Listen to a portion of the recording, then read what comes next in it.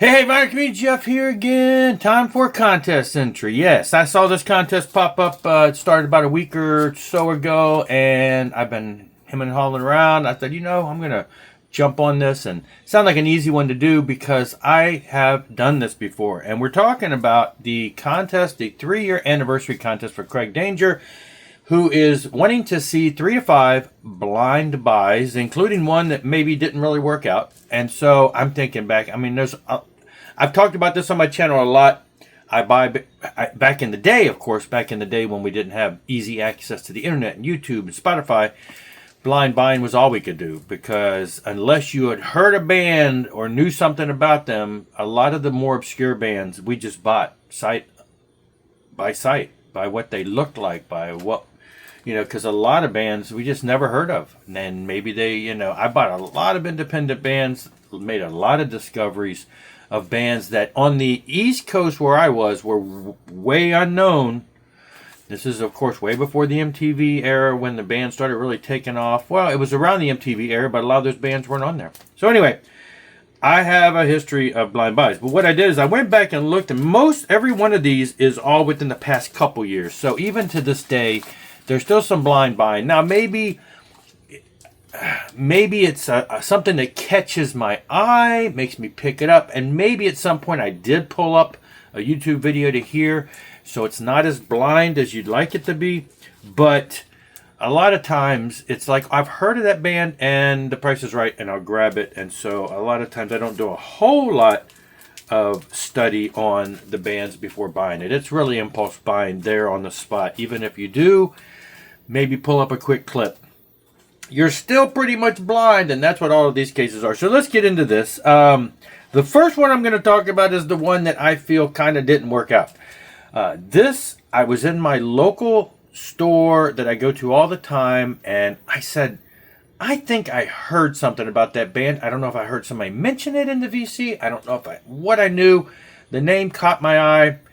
I'm like, something about them, and I just bought it. And we're talking Precious Metal. Bunch of pretty girls. I don't think that had anything to do with it per se, but I said, I've heard something about this. This is 1985, and so I don't recall pulling this up and hearing anything. I just went ahead and bought it. And I find it a hard listen.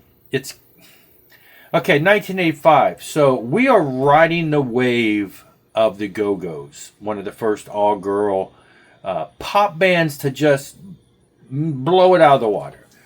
And I think somebody did that for this, another all-girl band, because it says Precious Metal.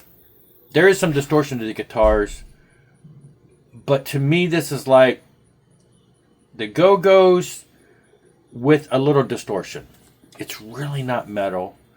It's poppy. You could tell they look fun, and not knocking them for that. It just gave a mixed message.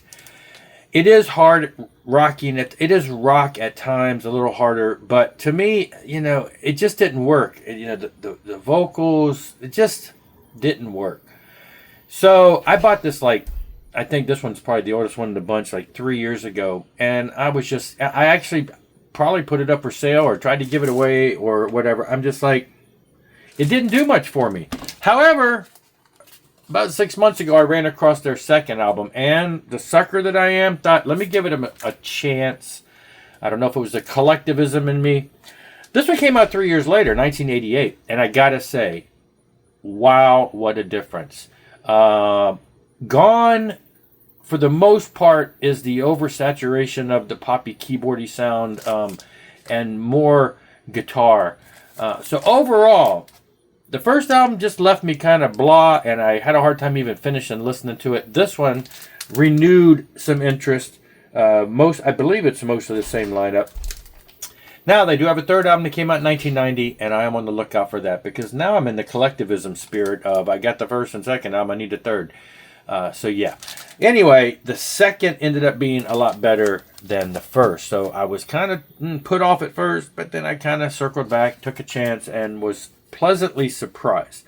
Now let's talk more women. Good girls don't, no shame. At first I got this Looks like the cover of an album that would be male dominated. I think I flipped it over in the record store, and at first glance thought these are just a bunch of poison looking people, but turns out they are all female. I didn't catch that at first until I really examined it. And I thought, okay, you know, that's cool. We're going to give this a shot. This was 1989. So now we're talking post-Vixen.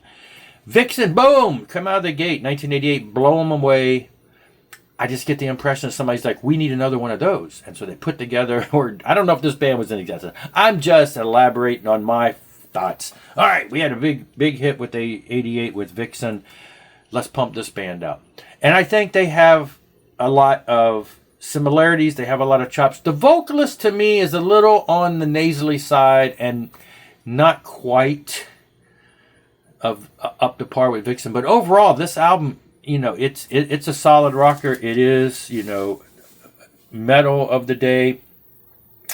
The vocalist has went on to do some other projects. This ended up being a real good buy. It was a solid hard rock release. So, you know, it's the 80s. Some of the lyrics are kind of like, okay, you know, good girls don't last. I don't know. It was just it was party music. Now, the drummer and the guitar player later showed up with Keel's Fair Game. Can you imagine a guy being in a band like that? Anyway, so two of them went on to do this. The other people have went on to do other things. So, and I can't recall when this was. This came out like in 2000, but I'm thinking it's probably an earlier recording that just finally came out. But so two of them did go on to work with Ron Keel for this. As far as I know, one and done. I haven't heard anything else. Never seen anything else by Fair Game. But they did go on to do that. So cool stuff there. And I had that before I ever bought No Shame. Had no clue who they were. I bought that because of Ron Keel. And there it goes from there. All right, this one is going back to maybe about a year ago. I remember buying this. It's the guys look like the kind of rockers that I would buy. I had no clue who they were. The Brian McDonald group. I mentioned that when I bought it. It's weird. I mean, back in the day in the 80s, mustaches were not kind of a big thing with a lot of the bands. So he kind of stood out. But everybody else, well, he's got a beard. He looks like he's in 38 Special. But these other guys definitely, it just had that vibe. These guys are rockers, right? So everything about it said, Jeff, stop and take a look.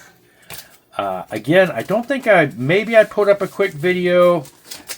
I don't know, but I went ahead and came out of it. Now, I'll tell you the one thing that, and I mentioned this when I showed it months ago, the one thing that really was the deciding factor is the fact that it says that the amazing guitar work of Reb Beach. Now, at this point, I didn't know who he was, and he's not the guitarist for the band, but apparently he played on the album. I don't know to what extent. It doesn't give any details. But his involvement, as young as he probably was at that time, of course, Reb Beach went on to do all kinds of stuff. Winger and Dokken and was he in White Snake? Yeah, I mean, he's done so much since then.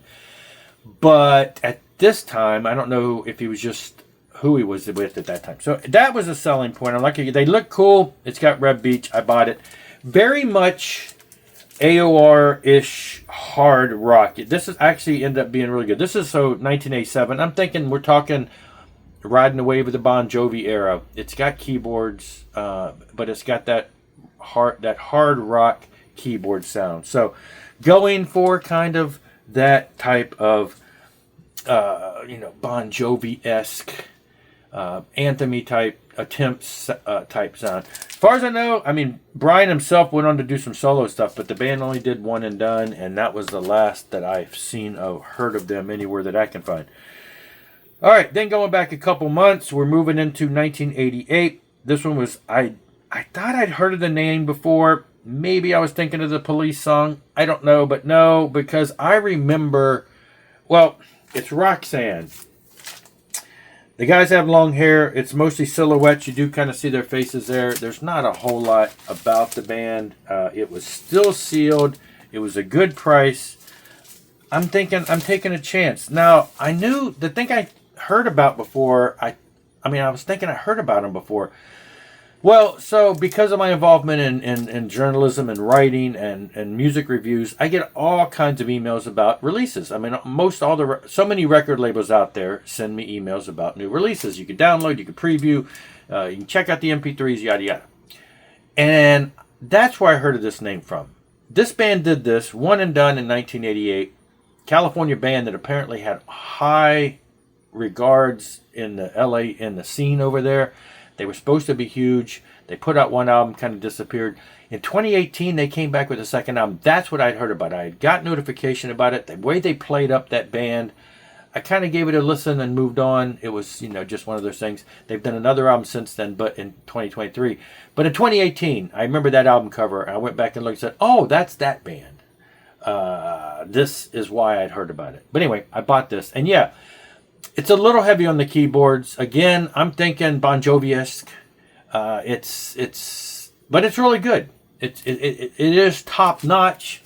I'm not surprised to hear that they were a big deal on the Strip and other places out there when they started in the 80s.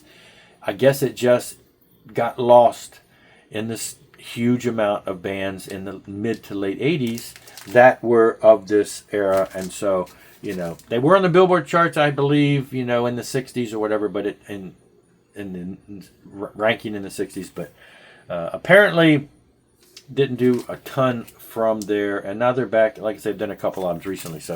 But solid album. I'm glad about that. And then this one goes back a good year or so. And I bought this, again, just based on sight. Didn't know anything about them. They have silhouettes, but they look like... I'm thinking, okay, you got the guys with the cowboy hats and this kind of look with the poofy hair. I'm thinking this could be anything from musical of a, kind of a poppier side, like the Alarm, or In Excess, or, people that dress like that. But then, you look at the back, I'm like, no, these guys definitely look like they've got more of an edge to them. I just thought, well, there's two guys with hats that look more like Stevie Ray Vaughan. But Shy UK, I'm thinking, or Shy England, I guess, in this case. I could have swore, I'm thinking, I thought I knew something about the band, but I didn't. They're on MCA Records, so, they got to be somebody. It was a promo copy, gold stamp promo, had the hype sticker on it. Price was right. It was actually in the cutout bin, I believe, at the store down in Elizabeth City when we were just visiting. And so, yeah, so I bought it. Now, again, it turned out to be good. This, to me, and I had no clue about who the band was. I did not realize that the singer for the band is Tony Mills, who did later, after this band broke up in the early 90s, went on to be in TNT. So I was like, I didn't know that. I didn't know anything about him. Musically, they come off very, they got the keyboard oriented. To me, again, maybe a little Bon Jovi, maybe a little Europe. We're talking, England, we're talking European.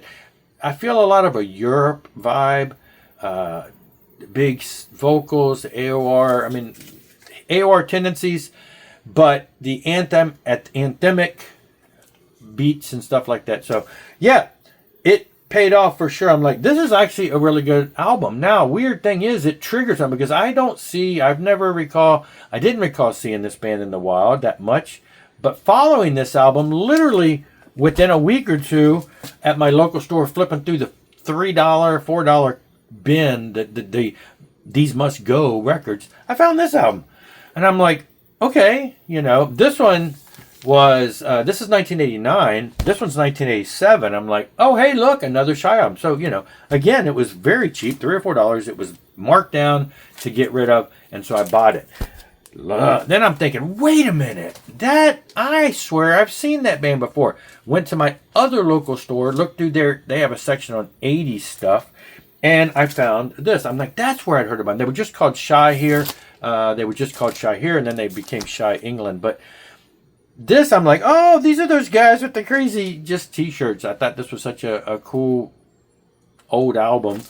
And I saw this at my local store many, many months ago, but never bought it, didn't know much about it again. So when I picked up those two, I'm like, that's the band down at the other store. And I ran right down there and bought it again, just because I'm like, now I'm on a mission to get it. Now, that was all I had, and then not too many months ago, I ran across one of their others. And I think this is it, mostly. This is, they put out these albums. This is 1985. So this would have been, the first one was 83, 85, and then the 87 and the 89 was the last one I bought. The band put out some stuff later in the 90s, but apparently the band broke up in 91, or that's when Tony left. And in 94-ish, they started putting out stuff, but there's no other stuff of theirs. Then they've done quite a few things between the 90s and not too long ago. They've resurfaced and done some stuff. None of that's on vinyl, so I'm not, finding that stuff. It's all just modern releases. But anyway, it was just funny how I went from not really knowing this band to all of a sudden discovering all 4 of their albums, within about a year or so. Just ran across them. So surprise, surprise. Great stuff. There you go, though. There's 5. All of this is from the 80s. Anyway, that's it. Check out Craig's channel. Link below. Jump on board the contest. You could win some money. And we'll have some fun with this one. And I'll see you later. Rock on and rock hard.